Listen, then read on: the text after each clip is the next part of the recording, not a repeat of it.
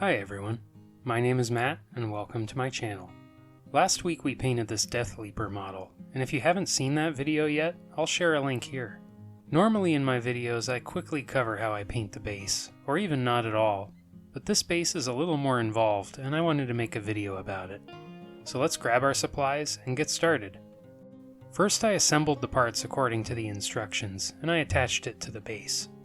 I think this platform would look a little too isolated on its own, so I'd like to add some material around it.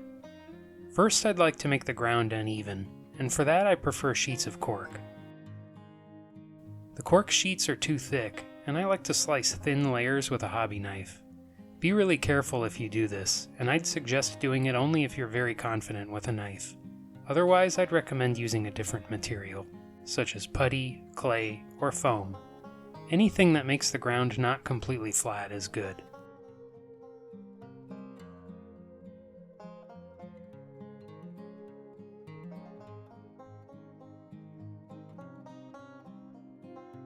After making a few slices of different thicknesses, I attached them to the base with superglue.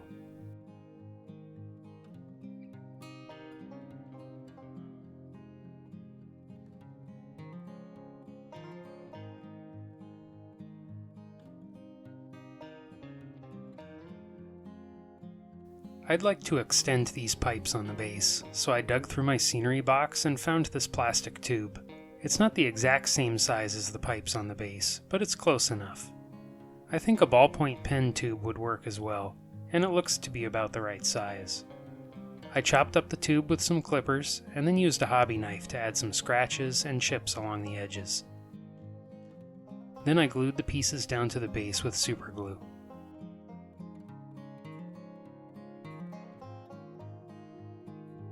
I think the base needs some more scrap metal, so I looked in my box of spare parts and found this plastic beam. You can find this kind of piece at a model railroad shop. The shape is similar to the frame that's around the platform, and I think it'll make a good addition to the base. I chopped up some pieces with clippers and a knife, just like the pipes, and then glued them down.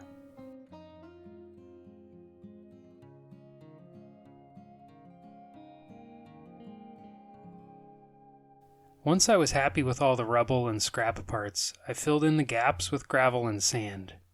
I like to add some superglue in the gaps, and then sprinkle on some coarse gravel, followed by fine sand. Work around the base and fill in the gaps beneath the scrap pieces, and try to avoid any parts looking like they're floating on top. I think it gives the base a more realistic look. The pieces have weight, and they would sink down a bit and settle into the dirt.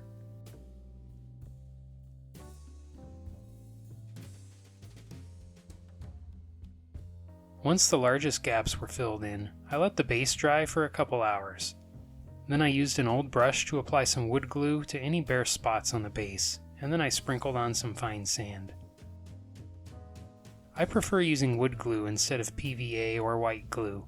I find it has a stronger bond, and it also doesn't reactivate when I paint it, the way white glue does. Sometimes the glue and sand will get on the edge of the base, and I'll use my finger to clean it off.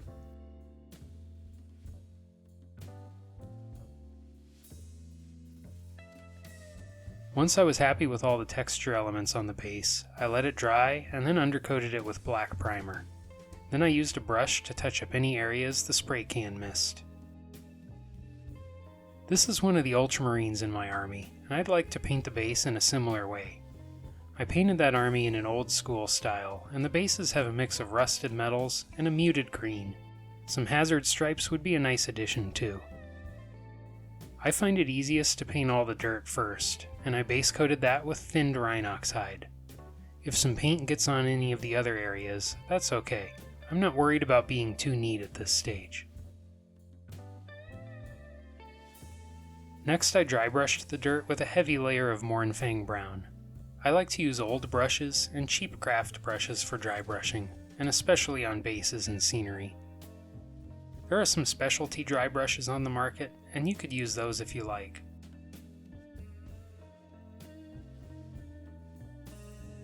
Then I lightly dry brushed the dirt with Balor brown. This color is kinda strong, and I don't want the ground to look too yellow, so I'm trying to keep this layer light.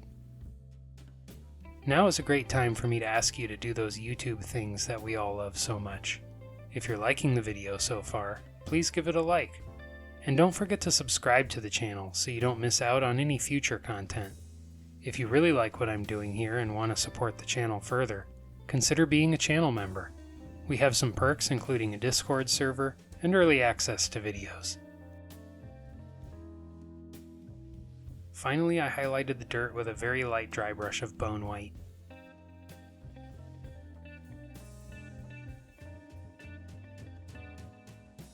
I like the look of the dark metal pipes on the box art.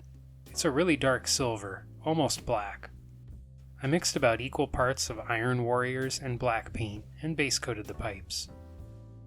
After the first layer dries, you may want to paint a second for an even finish.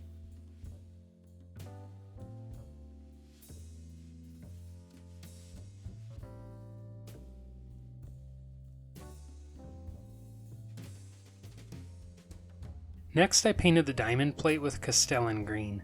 After the first layer dries, you may want to paint a second coat.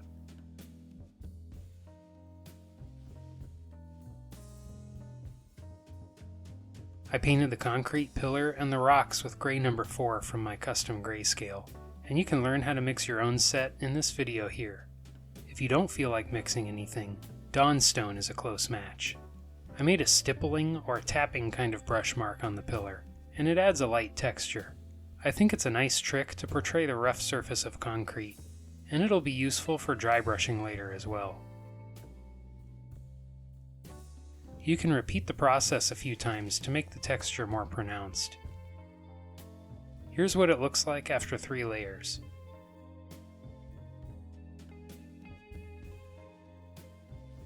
Then I shaded the green, gray, and dark metal areas with an equal parts mix of Agrax Earthshade and Nuln oil.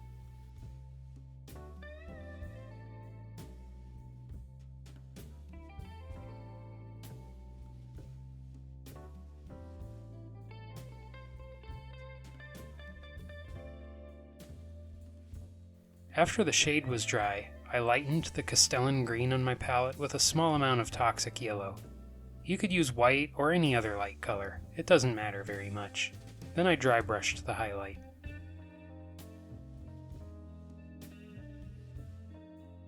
Next, I dry brushed the concrete and rocks with gray number 4.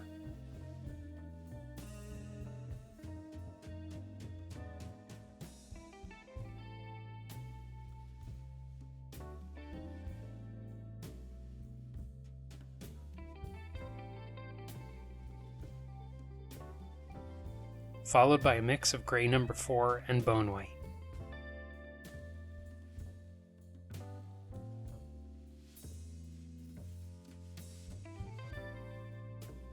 Notice how the dry brushing picks up that texture that was added earlier.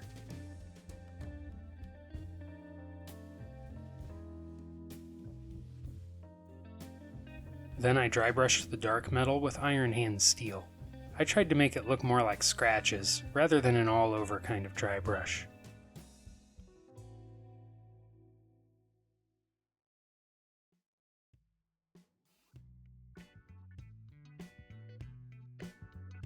With the dry brushing out of the way, next I painted Iron Hand steel on the remaining metal areas. The trim around the diamond plate, the bands on the pipes, the rebar on the concrete pillar, and some of the scrap rubble on the ground.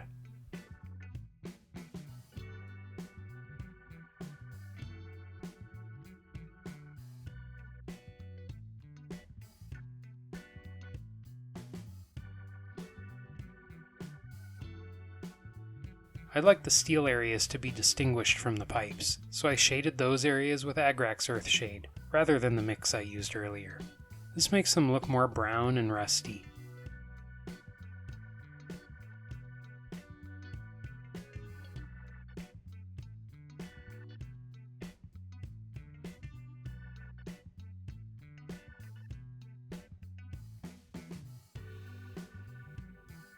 I think some hazard stripes would be a nice detail on the side of this pillar. I thinned down some Averland sunset paint with water and carefully painted a few diagonal stripes. You could use small pieces of masking tape if you like. You might find it helpful for making the lines even. I'm not too worried about the paint being very smooth and even, since I'll be scratching it up next anyway. I built up a few layers of yellow, focusing more of the color near the center.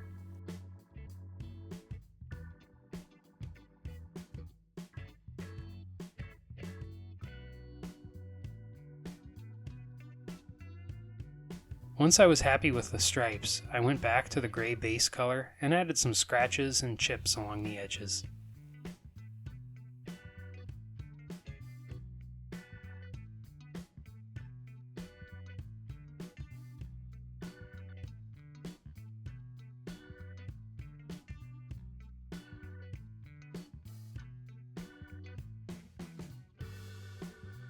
Next, I stippled a small amount of Agrax Earthshade and added some weathering to the pillar.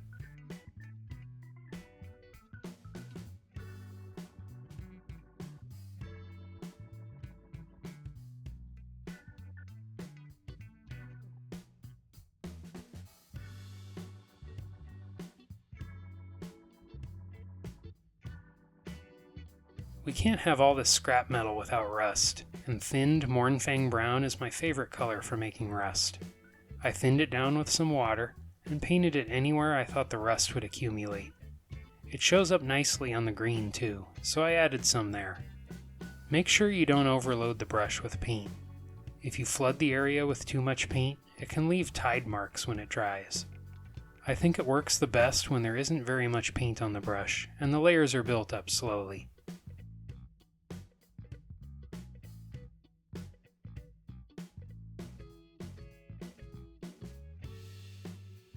Next, I added some thinned orange paint in a few select areas.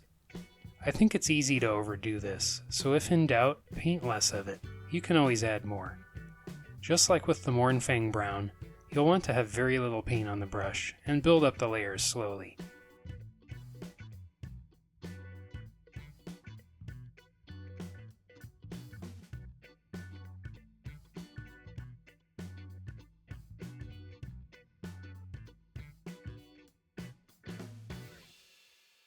Next, I added some scratches to the metal areas with Stormhost silver.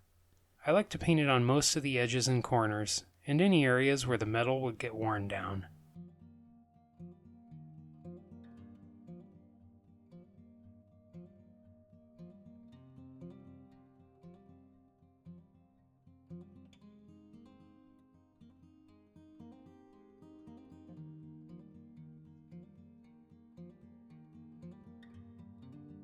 The last areas to paint are the Tyranid growths, and in this case it's Hive Fleet Kraken, so I began with Bonewhite.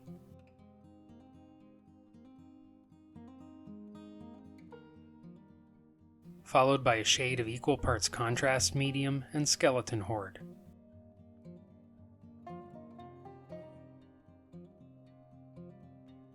Then I painted some Magos purple in a few areas.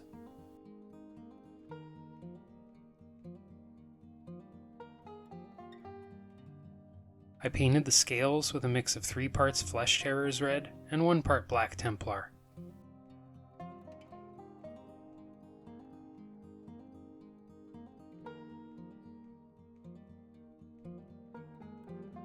Then I highlighted the scales with Evil Sunz Scarlet.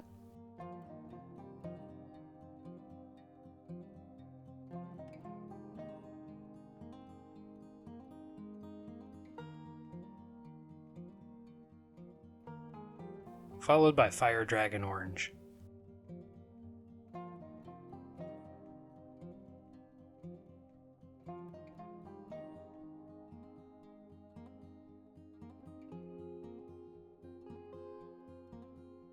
I painted the edge of the base with Mournfang brown, and after that dried, I attached the model with super glue.